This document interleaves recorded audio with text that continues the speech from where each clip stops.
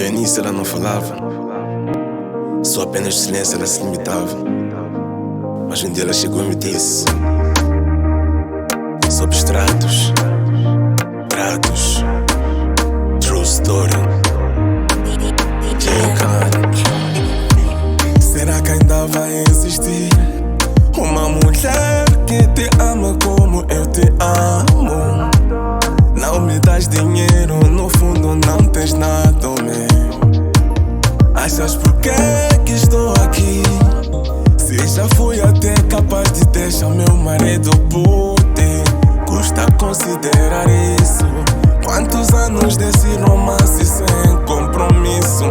Ainda não aprendeste a falar bem comigo. Por que me fazes mal? Achas isso normal? Tu só me fazes mal. Isso não é normal. Por que me fazes mal? Pra ti isso é normal. Tu só me tratas mal. És o meu bem, meu mal. Me tratas mal, Mãe, perdoa só, só me fazes mal.